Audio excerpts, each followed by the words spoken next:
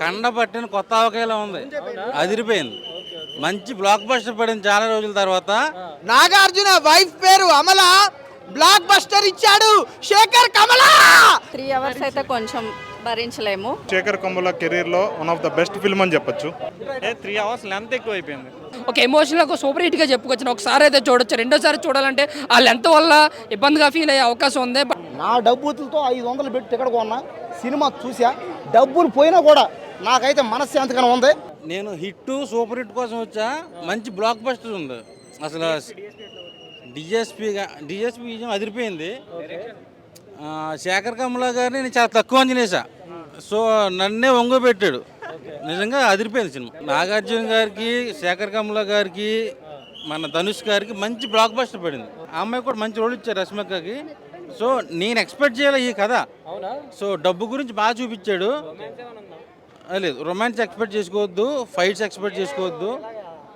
So ఆ emotion బాగా work out ఉంది. నిజంగా చెప్తున్నా, షాప్ లో దొరుకుతాయి చిప్స్, కొత్తగా ఉన్నాయి నాగార్జున లుక్స్ అంత బాగుంది సినిమా. అయితే ఒకరిని మించి ఒకరు. నాగార్జున గారు అయితే నిజంగా అసలుకి ఈ సినిమాలో హీరో మంచి నెగిటివ్ క్యారెక్టర్ ఇచ్చిరు.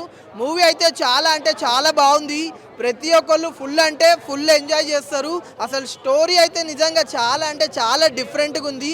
కొత్త స్టోరీ, కొత్త క్యారెక్టర్లు, మంచి యాక్టింగ్, మంచి పర్ఫార్మెన్స్ ఉంది. కుబేరా మూవీ అయితే చాలా క్లాసీ ఎమోషనల్ హిట్గా చెప్పుకొచ్చాను. ఎందుకంటే ఇందులో ధనుష్ గారు బిచ్చగాడిగా ఒదిగారనే చెప్పాలి. నిజంగా ఆస్కర్ రేంజ్లో ఆయన యాక్టింగ్ చేశాడు. ఇంకా శేఖర్ కమల్ గారు ఏదైతే రాసుకున్నారో ఆ కథనం కానీ లేదంటే స్క్రీన్ ప్లే కానీ ఎమోషనల్గా ఆయన సినిమాలు ఎప్పుడు క్లాసిక్ ఉంటాయి, బట్ ఇందులో ఎమోషనల్ టచ్ ఎక్కువ ఇచ్చారు.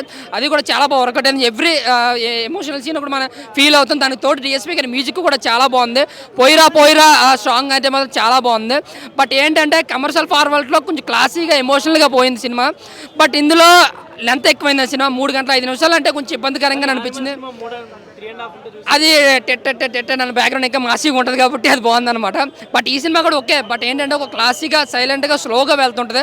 దానివల్ల 3 గంటల సేపు కూర్చోడానికి కొంచెం ఇబ్బందికరంగా అనిపించింది అనమాట. ఎంతమంది తీసుకుంటారో ఎంతమంది తీసుకోరో తెలియదు. కానీ సినిమా పరంగా చెప్పుకోవాలంటే ఒక ఎమోషనల్ ఒక సూపర్ హిట్గా చెప్పుకొచ్చిన. ఒకసారి అయితే చూడొచ్చు, రెండోసారి చూడాలంటే ఆ లెంత్ వల్ల ఇబ్బందిగా ఫీల్ అయ్యే అవకాశం ఉంది. బట్ రష్మి గారి క్యారెక్టర్ అయితే సినిమాకి కొంచెం వేస్ట్ అని అనిపిస్తుంది. ఎందుకంటే ధనుష్ గారు అయితే ఆస్కర్ రేంజ్లు ఇచ్చారు పర్ఫార్మెన్స్. నిజంగా ఆస్కర్ రేంజ్లు ఇచ్చారు.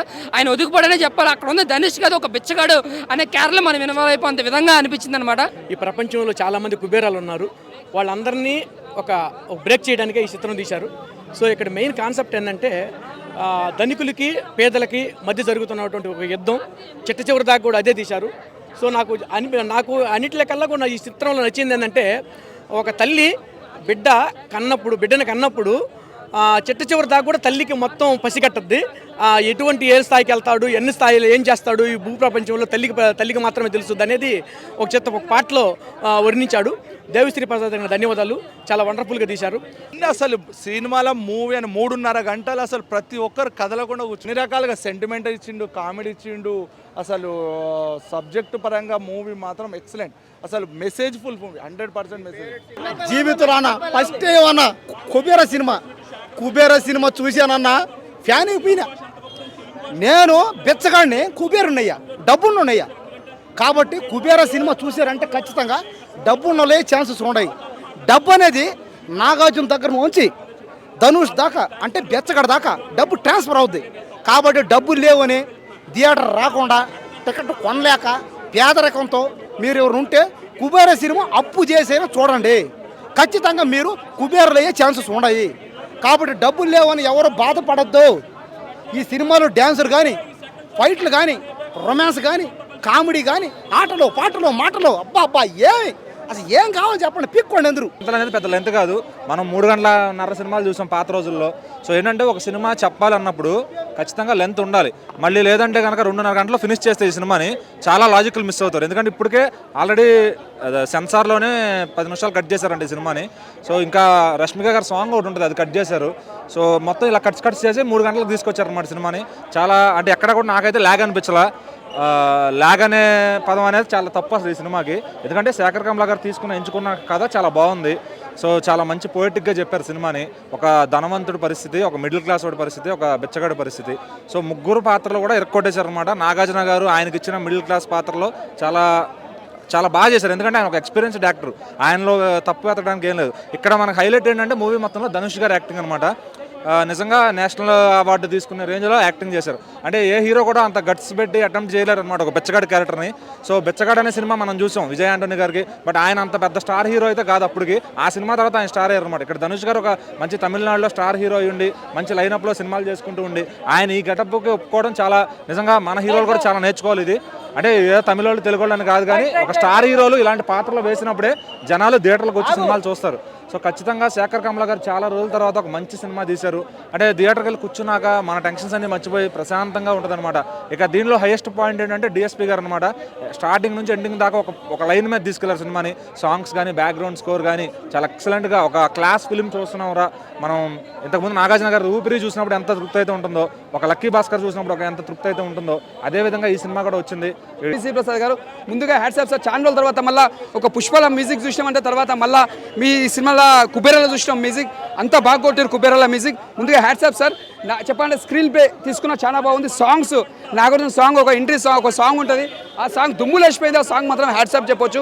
చెప్పాలంటే మన music background music screen play కానీ విలన్ యాక్టింగ్ కూడా చాలా బాగుంది. ఇక్కడ ధనుష్ గారు నాగార్జున గారు పోటీ పడి యాక్టింగ్ చేశారు. అంటే ఇక్కడ ధనుష్ తగ్గలేరు, ఇక్కడ నాగార్జున గారు ఇద్దరు తగ్గేదేలని తగ్గ కూడా చేసారు యాక్టింగ్. ధనుష్కి ఫస్ట్ ఆఫ్ ఆల్ ధనుష్కి మెచ్చుకోవాలి, ఎందుకంటే ఇలాంటి క్యారెక్టర్ సెలెక్ట్ చేసుకున్నందుకు, ఇలా చేసినందుకు. ధనుష్ యాక్టింగ్ చాలా బాగుంది. వన్ మ్యాన్ షో అనొచ్చు. సినిమా అయితే ఓకే అన్న, అంత ఏం లేదు. 3 hours లెంత్ ఎక్కువ అయిపోయింది. అంటే యానిమల్ కూడా 3.5 చూసారు, కానీ అది ఎక్కడ యానిమల్ ఇదంతా ఏంటంటే ఫుల్ ఇదే మొత్తం. సినిమా అయితే అంతేం లేదు, one time watch. Dhanush garu is on fire and Nag sir, we like Nag sir performance very well. ఆయన కెమెరా ముందునట్లేరు, ఈ జస్ట్ ఎంజాయ్డ్ హిస్ క్యారెక్టర్. ఈ వీకెండ్కి వాచబుల్ ఫ్లిక్ అనిపించింది. అంటే శేఖర్ కమ్ముల కెరీర్లో one of the best film అని చెప్పొచ్చు. కుబేర సినిమా నాకైతే పర్లేదు, మంచిగానే అనిపించింది. మన అంతా కూడా ఒక ధనుష్ యాక్టింగ్ కానీ నాగార్జున గారి యాక్టింగ్ కానీ నాగార్జున సెటిల్ పర్ఫార్మెన్స్ సినిమాకి బాగా హైలైట్ అనిపిస్తుంది. ధనుష్ గారి యాక్టింగ్ కూడా ఒక బిచ్చగాడిగా పాత్ర చేయటం, ఇంకోటి ఒక బిచ్చగాడి నుంచి ఒక మామూలుగా మంచి డ్రెస్సులు వేసి ఇట్లా పైకి వచ్చినా సరే ఒక బిచ్చగాడు హావభావాలు ఎక్సలెంట్గా పండించాడు ధనుష్.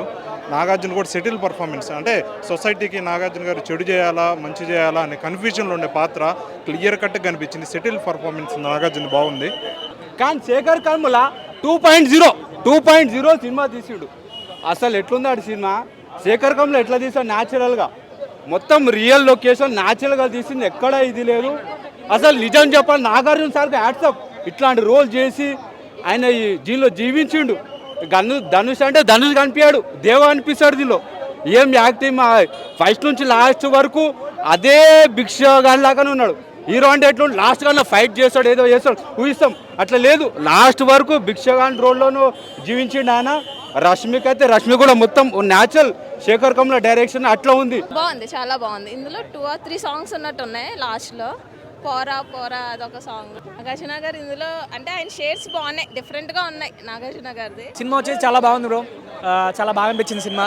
చూస్తున్నంతసేపు చాలా బాగా చాలా రోజుల తర్వాత మంచి సినిమా చూశాను అనిపించింది. ధనుష్ గారి యాక్టింగ్ బాగుంది, నాగార్జున గారి యాక్టింగ్ బాగుంది, రష్మిక గారు సెటిల్గా పర్ఫార్మెన్స్ చేశారు, చాలా బాగా అనిపించింది సినిమా.